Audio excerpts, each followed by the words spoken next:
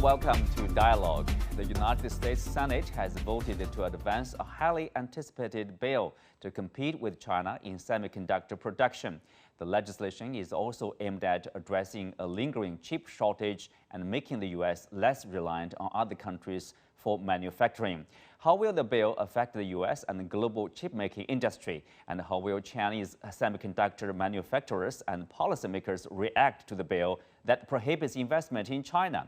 To discuss these issues and more, I'm joined by Professor Liu Baocheng from the University of International Business and Economics, Dr. William Li, a chief economist of the Milken Institute, and Andy Mok, senior research fellow at the Center for China and Globalization. That's our topic. I'm Xu Qinduo.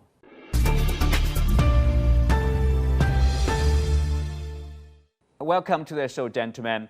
William, I will start with you. So the Senate voted to advance the CHIPS Act. So tell us, what is the major content of the act and what is its purpose? How do the lawmakers plan to achieve that kind of purpose? Well, the threat that the United States feels is that the supply chain for chips that go into everything from cars to advanced electronics, the supply chain has become stretched out a bit too far and concentrated too much in Taiwan and Asia, Korea and Taiwan being the main suppliers. And so what the bill does is to try to encourage the production facilities to be built in the United States so that we can diversify our sources of chips. Now, I think the whole issue here is that because of the geopolitical situation, these lawmakers are feeling very vulnerable that Taiwan's stability is in question, especially in the longer term. And so I think the whole notion here is that the production facilities are going to be trying to be diversified around the world, and especially into the United States, where it can be much more localized. But the real issue, I think, for us would be, in the United States, would be the type of subsidies that's given. It's been very controversial, whether it's just production facilities, which would help Intel, one specific company, or it would be extended to design and production, which would encourage much more of the development in the United States on design as well as the production side. Mm-hmm. Well, Baocheng, as we said, part of the content is really to prevent the company who received the subsidy from investing in China or building plant probably in China. So it's also targeting at competition with China. How does China see the CHIPS Act in the U.S.? Well, it is very, very clear that the United States was the inventor of many of those cutting technologies, including the chips. However, simply to politicize, now even weaponize the chips in invention, manufacture, and licensing is something that China highly rejects. Therefore, China's resolve is that, okay, we got to stand our own feet, and we factor much of the input to support the indigenous development of these chips. And now, to compare with the 52 billion US dollars, actually China's input, it amounts to 1.4 trillion US dollars. So therefore, it's way there to outcompete. Yes, China has still a gap that is recognizable between the current technological level versus that of the US. But given the resolve and given the need of urgency, so I think the China will be more successful because the market is here to support. Mm-hmm. Andy, you are American. You have been living in China for a long time. You understand both countries here. So do you see a fiercer competition between the two countries in terms of chip production, or in particular in the advanced stage, advanced technologies involved, that kind of manufacturing? Well, Qingdu, I think certainly the U.S. sees itself in a competition with China. And I think everyone knows that the U.S. view of the world is that to maintain its supremacy, its hegemony, its leadership, it sees that this must rest on technology. And I think the name of this bill really says it all. So creating helpful incentives for producing semiconductors in America. And on the one hand, I think it absolutely is one of the main concerns of the bill is China. But it is also looking at reducing risk because advanced semiconductors are almost exclusively now created by Samsung in South Korea and TSMC in Taiwan. So I think to look at it from not just a competitive perspective, but to look to diversify sources of supply, that if anything were to happen to major TSMC plants or Samsung plants, this could be a problem for the entire world. So this is not necessarily a bad thing, but I think this name also shows a certain childlike innocence and naivete in that it is incredibly challenging, if not impossible, to onshore the entire semiconductor value chain. Not to say it's impossible, and we'll probably talk about it more, but I think we're unfortunately ending up in a prisoner's dilemma here where the Nash equilibrium is everyone is worse off, that we would all be better off if the U.S., other key countries said, let's keep the semiconductor chain as globalized as possible, and we all win. But if it came to it, and the U.S. tries to onshore, China then also would need to do something similar. I would say China's in a better situation to succeed than the U.S. is. William, the bill has been in the Congress for about a year, and there's a lot of debate, as you mentioned, about subsidy, what kind of subsidies, for what probably like sector or what section of the production supply chain over there. And Senator Rick Scott is against the CHIPS Act, for example. He called the new act as nothing but a reckless spending spree. What do you think his concern is about? Well, I think the controversy is that it's against U.S. Policy in general to subsidize and perform industrial policies like this. It's not something that's considered a good thing. It's always the second best solution when we have to interfere with the market and try to divert where the investment flows are going. So as a matter of principle, many of the senators, especially on the Republican side, feel that we should not be performing this kind of industrial policy. I think that it's really the issue is of diversifying the supply chain and national security to be able to have a secure source for these chips, especially the production of these chips. And historically, the U.S. has been a manufacturer in the past, and it has lost that edge to TSMC. Intel, for example, is the main company that has lost it. And so I think it's a matter of trying to encourage a more diversified production and design supply chain that is much more present in closer quarters. I think the United States has done that with other industries, for example, pharmaceuticals. The fact that we no longer produce pharmaceuticals in Puerto Rico has been a source of national concern. So it's not so much a direct competition with China, although there are elements of it that sort of say that we will not allow any of this money to be used for developing facilities in China. And the reason for that is because of the recent years of tension that have risen between China and the U.S., and that's an unfortunate element of this bill. But that is another subject, I believe. And I think as far as the CHIP Act is concerned, China is also trying to do the same thing, diversify its supply chain and its production, and it has hired many TSMC engineers in its own semiconductor industry to try to develop the same kind of technologies. Baocheng, William mentioned an interesting point about subsidizing basically the manufacturers or industrial policy. In China's case, China has been accused of implementing this industrial policy. It's really about probably, I mean, if you not looking at the competition between two countries, it's about the two type of policy. Either you rely on the market, free market, or you rely on the government subsidy to develop industry. Which is more effective? Well, actually, the U.S. success, in terms of technological and also industrial leadership, was much there to live to the commitment of a market-driven economy.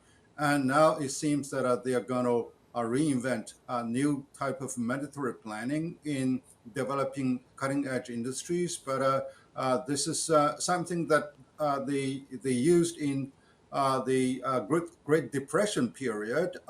They call it the Davis-Bacon Act, but the U.S. is not really there in that type of crisis yet.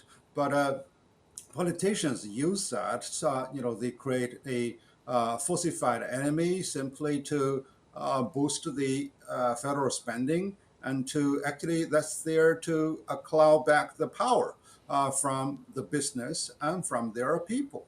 And now also that without the right type of blueprint and even roadmap as which part to support, and this is there simply to just to wave certain sort of slogans to really to make a showdown of politics. And also on the other hand, the global market is so much sophisticated that business communities make their right decision.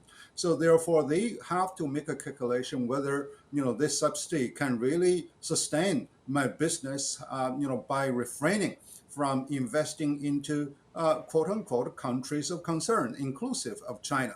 So it may not really be a great incentive for them to forsake a market like China for 10 years because China every year we purchase like 300 billion US dollars worth of chips. And then, the worst of all is going to provoke China and many other countries actually to seek their own solutions. And when they are there to diversify from the supply of the United States, and once they realize that this is going to be a punitive reaction towards the U.S. because without the right commercialization and invention is a big problem because you really cut off a virtuous cycle of the entire supply chain.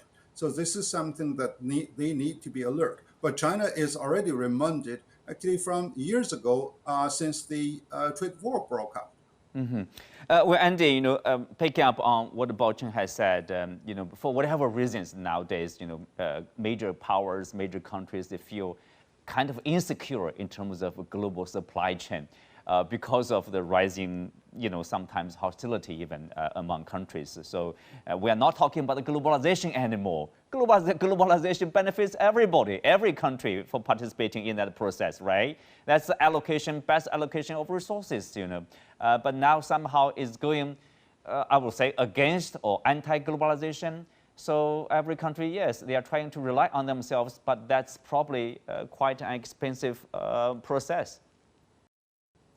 No, I think that's certainly true, Qingduo. And I'd like to go back to this point about the U.S. Having a free market ideology. And I think that's true, but there also has long been this contradiction. Some that want to be more critical would call it hypocrisy. But there's certainly been a divergence between what the U.S. says and what it says it believes versus the reality. So the American ideology is that free markets competition creates the most innovation. But even if we look at semiconductors, where did they come from? They were invented at Bell Labs, which was only possible because of the telephone monopoly, not because there was this atomistic free market competition that produced these great inventions. But in fact, there was a monopoly that created the economic surplus and the stability that allowed Bell Labs to make these long-term investments in theoretical research as well as applied research.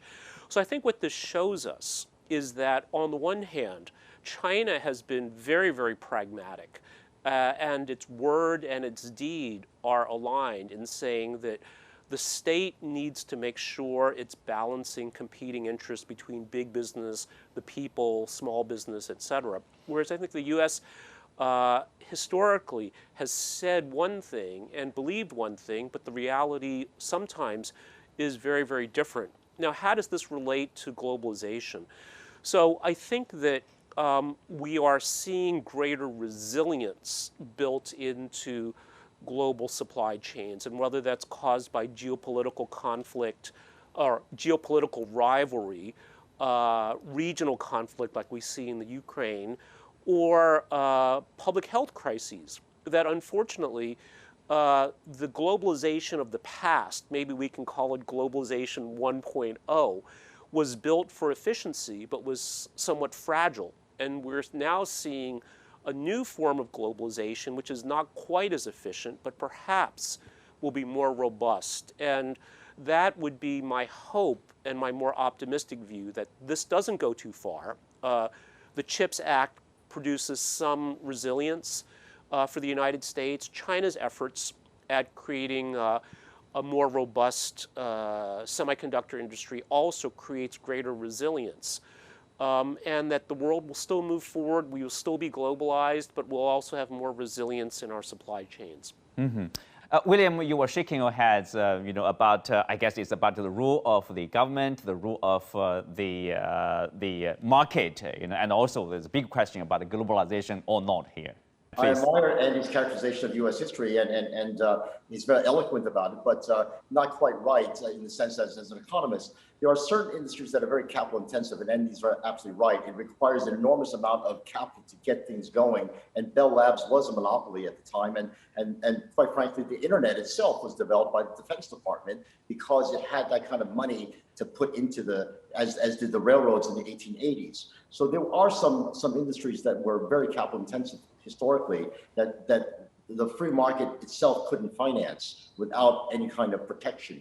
What we see today in the semiconductor industry is that designers are developing all over the place. AMD, NVIDIA, all of these chip manufacturers or designers need a foundry to make their stuff, and they relied on TSMC and Samsung to do this. So there's in this semiconductor industry, there's a mix of both elements where we need massive capital intensity and also free market designs to innovate the designs. And the United States has managed to incorporate elements of both. And I think China has done a similar thing. And the one monopoly that's no one has talked about is what the Netherlands has. ASML manufactures the laser, the very high tech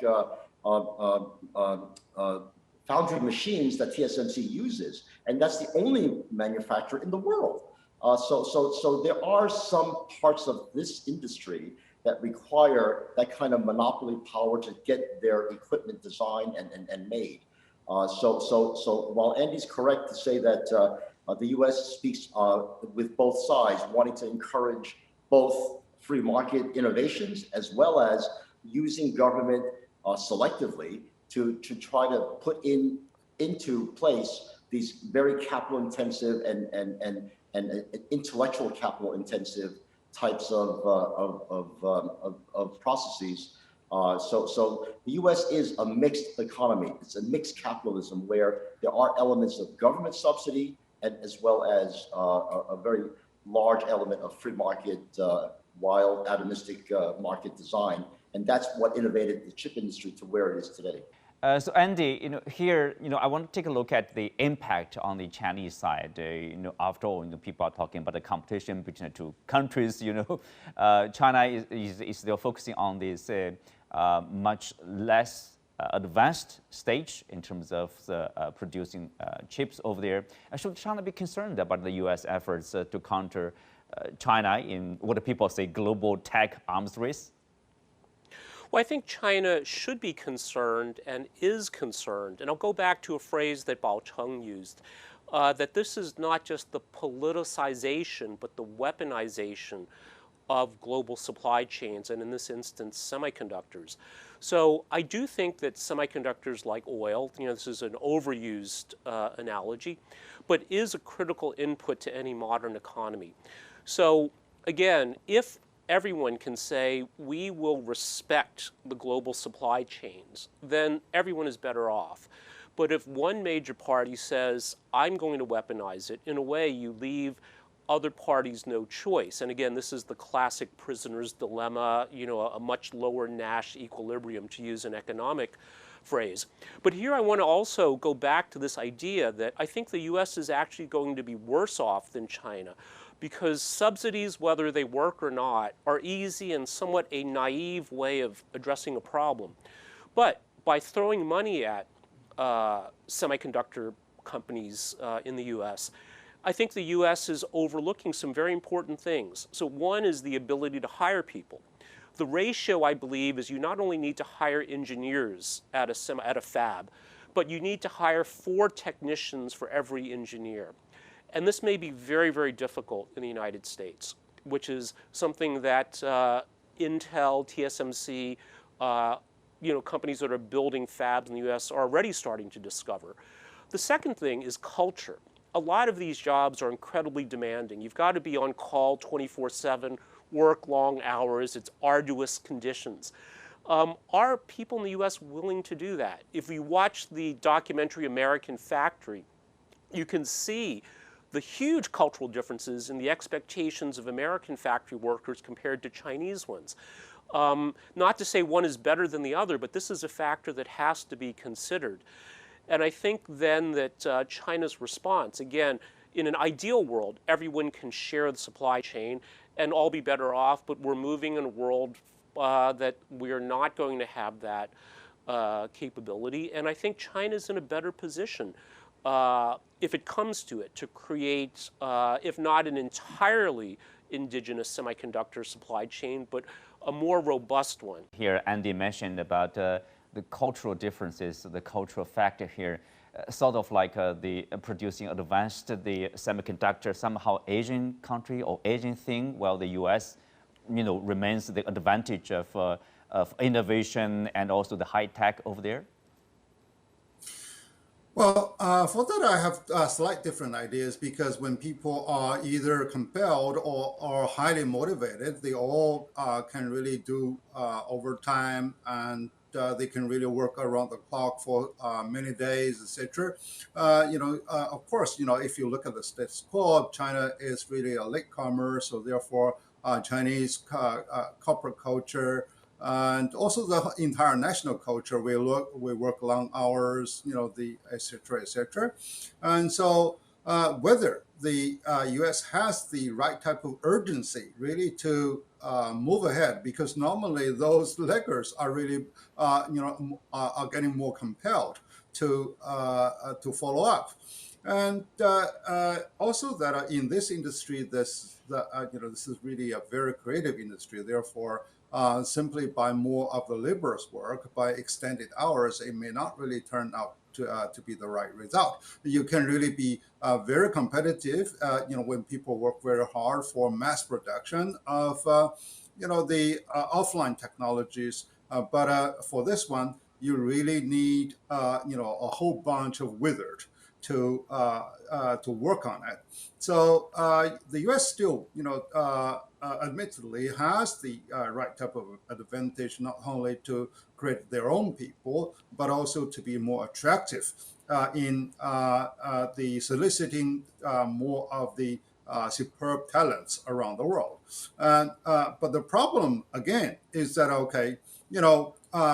they are attracted by better lifestyle, but without the right type of commercialization, or simply by shining China, with a huge market base, and also by provoking China to be more self-independent.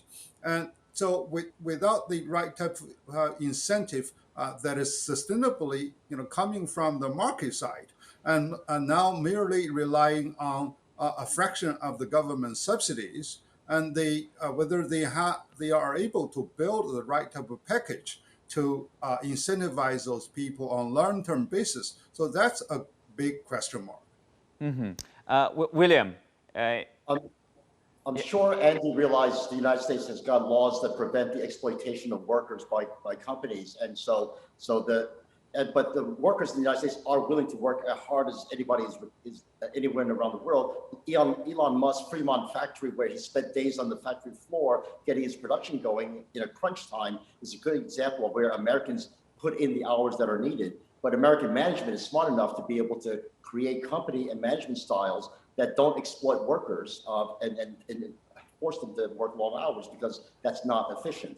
So I think this talk about whether China's going to be better off or the U.S. is better off depends on the managers within each company, how they implement the directive to make the manufacturing take place in that country and make it successful. And I think in our discussion, we can't ignore the fact that countries will differ in how companies operate. But nevertheless, it's important to have a diversified global supply chain, which we all agree with, and making that an efficient one.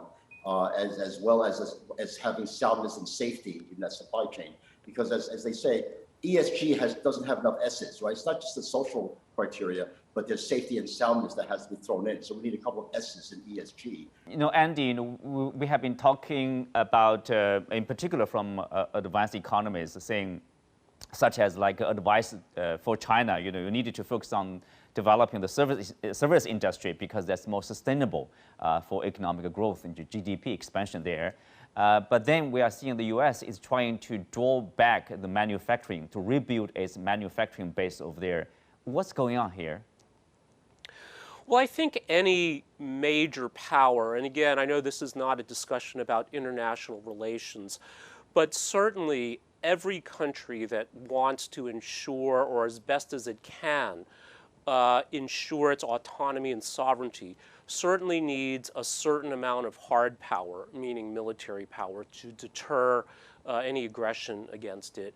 It certainly needs a certain degree of energy security. It needs food security. These are traditional ways of thinking about this.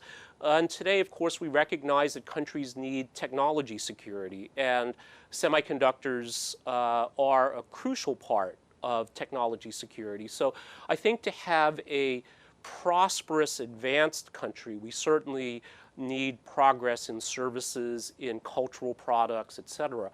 But the foundation still rests on perhaps what we call hard power, which is the ability to generate sufficient military force, the ability to create a certain amount of manufacturing output, whether that's cars, refrigerators, tanks, or fighter planes. And we all know now that these are largely powered by semiconductors. So I think that in this more realist, realpolitik sense, certainly these are not mutually exclusive, and any great power, any great country wants to progress on all of these dimensions. Mm-hmm. With that, we come to the end of today's show. Many thanks to our guests. You can also find us on the CGTN app on YouTube. I'm Xu Qinduo. Thank you for being with us. See you next time.